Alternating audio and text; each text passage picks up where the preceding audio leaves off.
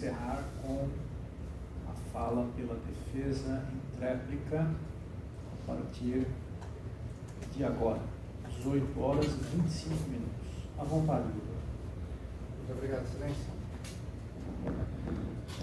Senhores, serei breve porque acredito que o que a defesa tinha para trazer foi trazido, e na réplica da doutora promotora nós temos algumas questões que demonstram, assim, com todo respeito, doutora, mas um certo desespero para salvar a versão acusatória. Em primeiro lugar, o doutor enfatizou demais que o réu apresentou três versões. Não, ele apresentou duas versões. Faço questão de mostrar para os senhores novamente a versão que ele prestou lá na delegacia, que é exatamente a versão prestada hoje. Não é possível deixar passar uma situação como essa. A versão prestada em juízo, ele mesmo admitiu, ele estava na presença do Dr. Everton de Souza Ferreira. Para mim é triste fazer menção ao nome de um colega, mas ele foi orientado a mentir, infelizmente. Nós sabemos que isso acontece na praxe. O Dr. Everton provavelmente examinou o processo e achou que aquela versão seria melhor para defender ele. E quando o cidadão contrata um defensor técnico, um advogado que, em tese, deve ser qualificado para fazer a representação processual do cidadão, ele vai confiar no parecer técnico do advogado. Inclusive, o próprio Estatuto da OAB prevê que a relação de confiança entre o advogado e o cliente é a base do relacionamento entre o advogado e o cliente. Então, se não houver essa confiança do acusado no defensor por ele constituído, não existe representação processual por advogado. É a mesma coisa que você está doente, está com um problema no fígado, vai no médico, o médico prescreve uma receita para você seguir, e você não, vou fazer outra coisa, porque eu discordo da opinião técnica do profissional. Então, quando o cidadão contrata um defensor técnico, ele segue a prescrição feita pelo defensor técnico, isso é natural. E a versão que assim, é muito simples. Ele falou a verdade, como bem disse a doutora, quando compareceu na delegacia sozinho. Quando ele foi sozinho, ele falou a verdade. E, novamente, porque eu sou assim, senhores, a orientação para o acusado é a seguinte: ninguém é obrigado a produzir prova contra si mesmo. Você tem o direito ao silêncio. Então, se você não quiser falar a verdade a respeito do que aconteceu, confessar o crime, que pode inclusive diminuir a pena, sabe o que você faz? Fica em silêncio. Fica em silêncio. A outra opção que você tem é falar o que aconteceu. Inclusive, isso é lei no direito norte-americano. No Brasil, tolera-se que o réu minta. Mas em outros países, isso é o direito à não autoincriminação. Ou eu falo o que aconteceu, ou eu fico quieto. E a orientação dada ao Felipe foi exatamente essa. Ou você fala o que aconteceu, ou você responde para o juiz que você não vai falar nada. Ou é contar a verdade, ou é ficar em silêncio. E o que ele nos trouxe hoje foi exatamente o que já havia sido trazido lá na delegacia. E a doutora falou o seguinte: é a terceira versão, a versão que ele trouxe hoje é diferente da versão por ele prestada lá na delegacia, porque hoje ele falou que tinha ido embora antes da briga acontecer. Não foi o que ele falou lá. Agora, vamos lá. O que ele falou lá? Os senhores têm a cópia do interrogatório.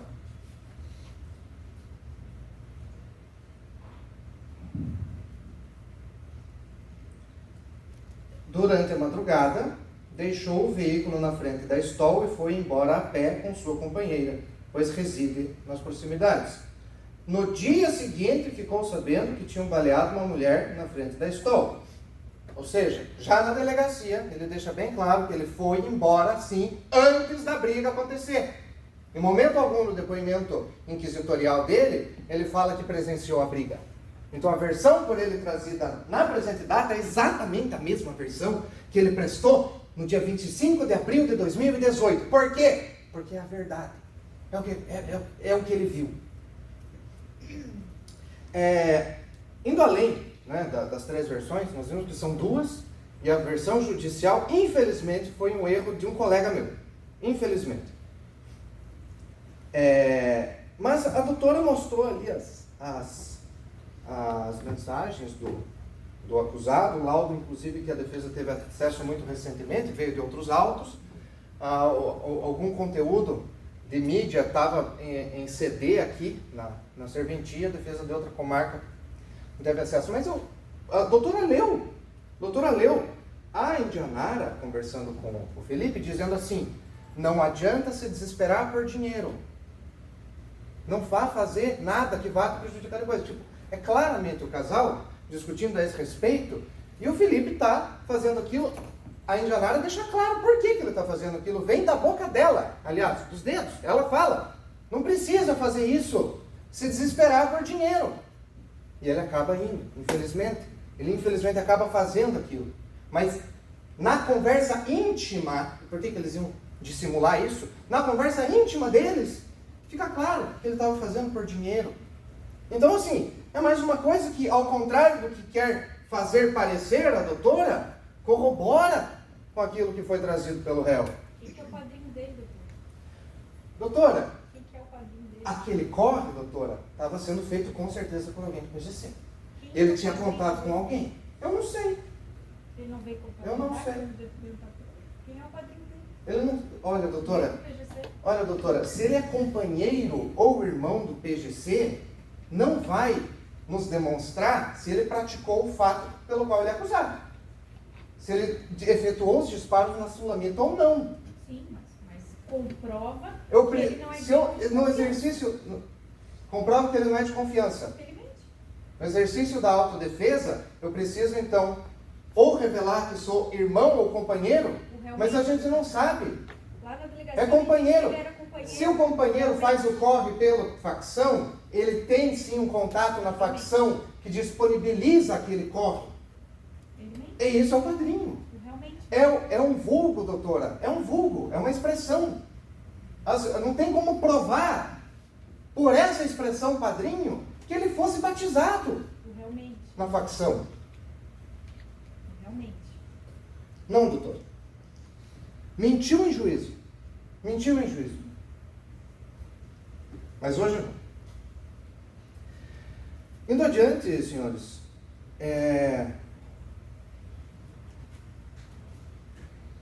a versão do Simeone. Foi interessante que a doutora pede a condenação do Simeone. Eu concordo, de fato, o Simeone demonstrou-se que ele estava presente lá e que eu vi isso.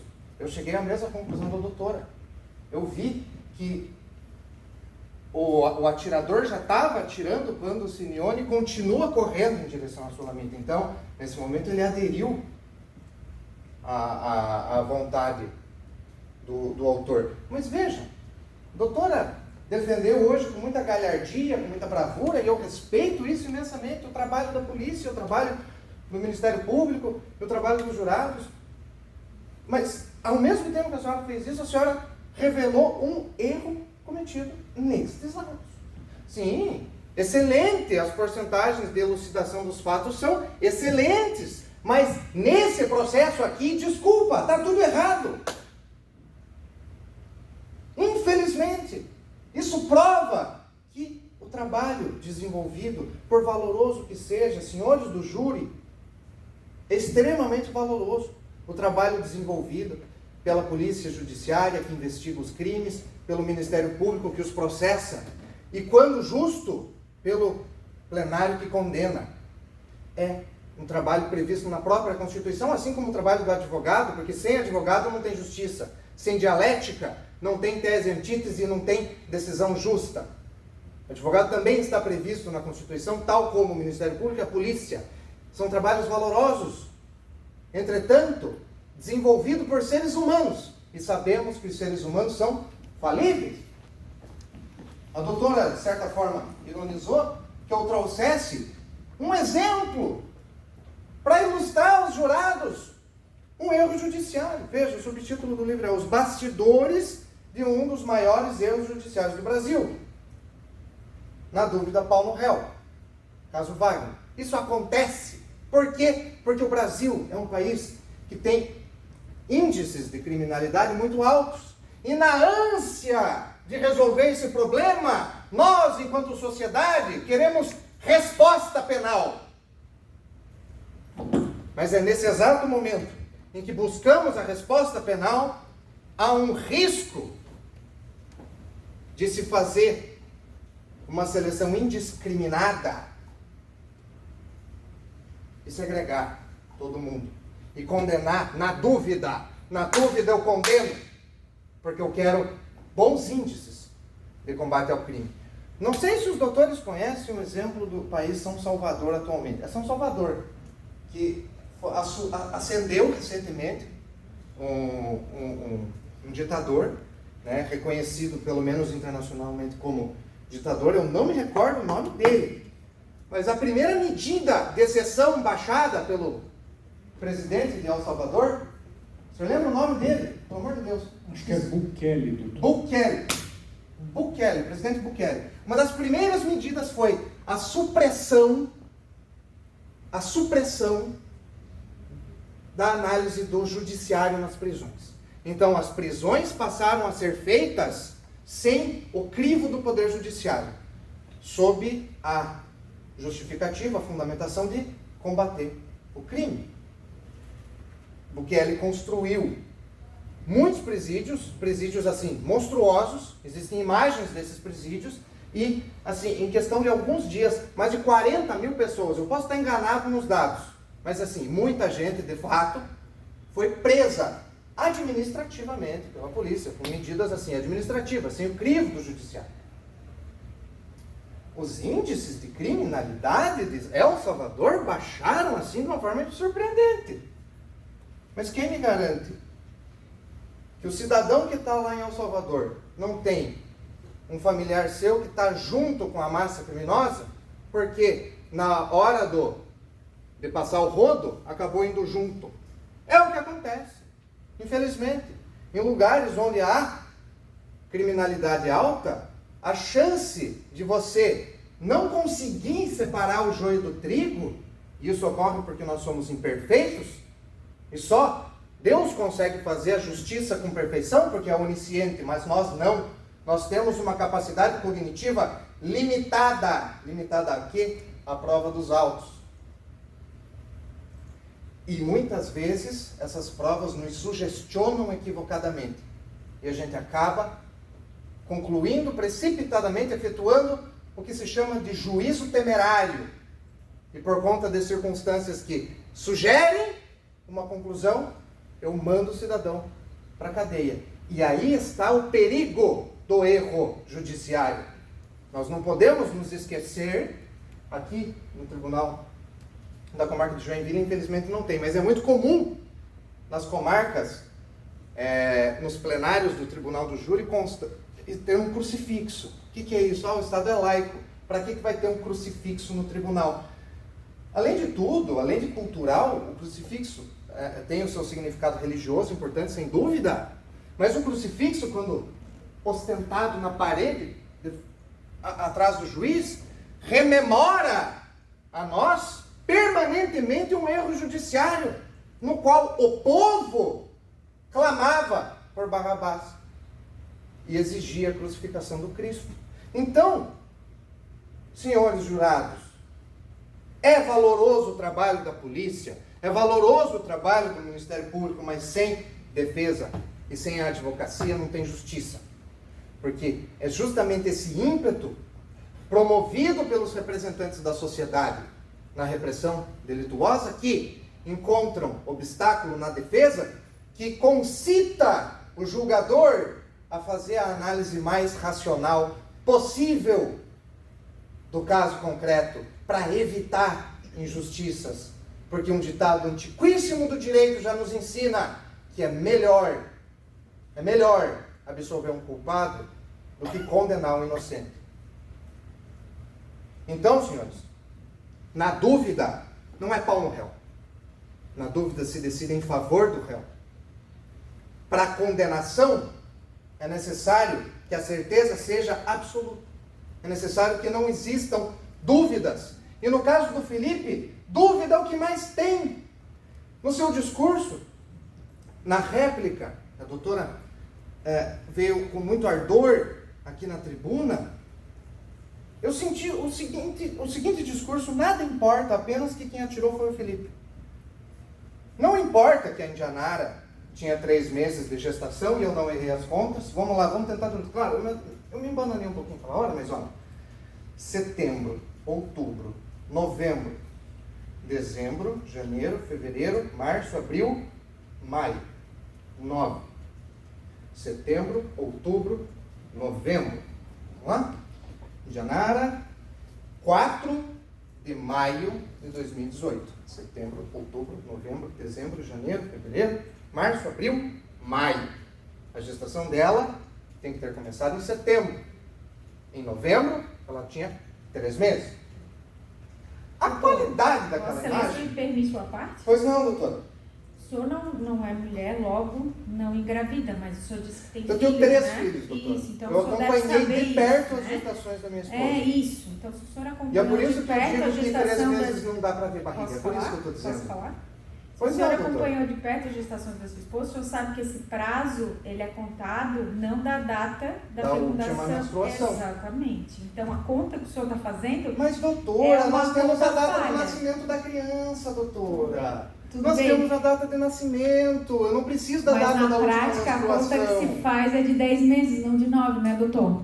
O senhor deve saber, o senhor tem filhos, né? O senhor Doutora, deve passou saber. de 9 meses, O o senhor deve médico saber. manda para cesariana. O senhor deve saber. Passou do período gestacional normal? Sim, eu sei. Passou do período gestacional comum, o médico precisa ou induzir ou fazer a cesariana, porque não pode passar daquele período gestacional. Agora, meu ponto é, as imagens, a qualidade daquelas imagens ali, me desculpem, não é muito boa. Não dá para reconhecer muita coisa. É até um pouquinho forçado isso aqui. Simeone, faz uma posição aí parecida com essa foto que eu pausei aqui, ó. Beleza, confirmou-se que era o Simeone. Mas isso aqui? A doutora falou do cabelo da Indianara, isso foi 1 ano depois do fato. Mais 1 ano depois. Olha o reconhecimento que é feito. Essa imagem aqui, não dá para perceber quem é, infelizmente. E por que eu estou falando da qualidade da imagem? A qualidade da imagem é claramente uma imagem que não permite visualizar detalhes. Detalhes não podem ser vistos nessa imagem.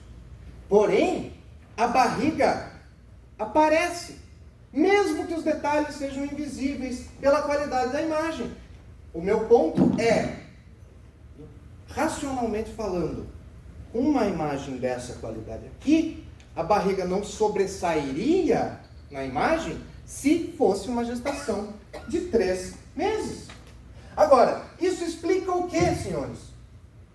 Explica que a acusação promovida não é de má fé. Existem sim elementos que conduzem à dúvida. Existem esses elementos, não é de má fé que isso é feito, é possível praticar esse equívoco. E é exatamente por isso que eu estou aqui hoje. É exatamente por isso que existe, previsto na Constituição Federal, a figura do advogado de defesa. Porque essas confusões são perfeitamente possíveis.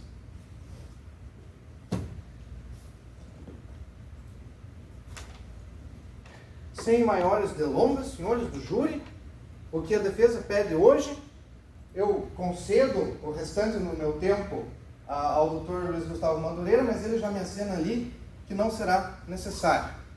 Eu encerro a nossa exposição. Eu agradeço de todo o meu coração a todos os que participaram, né? Aline, Amanda, Gabriele, Laura, William, Viviane, Fernando, parabéns pela resiliência. Hoje vocês foram exemplares aí em aguentar, como sempre. O Tribunal do Júri é sempre um julgamento extenuante e a defesa vem hoje mostrar que as dúvidas que permeiam a versão acusatória são muito intensas. São muito intensas. E os indícios, a doutora mostrou ali o artigo do Código de Processo Penal que fala com relação aos indícios.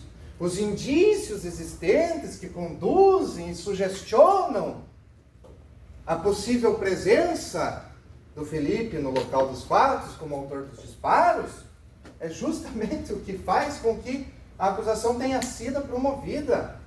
É justamente o que explica nós estarmos aqui hoje. Não haveria tribunal do júri se fosse sempre fácil, se fosse sempre óbvio. A necessidade da defesa implica exatamente que a acusação pode interpretar as provas e chegar a conclusões que são precipitadas. E o representante da sociedade não o faz de má intenção, de maneira alguma. É o seu trabalho. Assim como o meu trabalho é também contrapor a pretensão punitiva do Ministério Público e, apesar das estatísticas e da glória que é para o município, para a comarca, ter boas estatísticas de elucidação, assim como o Wagner, nesse caso aqui, entrou para a estatística dos crimes resolvidos, posteriormente absolvido. É por isso que existe o advogado, para evitar que as decisões sejam tomadas de modo precipitado, no afã de reduzir os índices de criminalidade e possibilitar que a decisão do juiz, que hoje vossas excelências são juízes, é por isso que eu me refiro, inclusive, pelo pronome de tratamento adequado, vossas excelências, juízes da causa, que vossas decisões sejam tomadas com base nos autos, na racionalidade e que, na dúvida, absolva-se o réu. É o que o direito pede, é o que a justiça exige. Muito obrigado, excelências.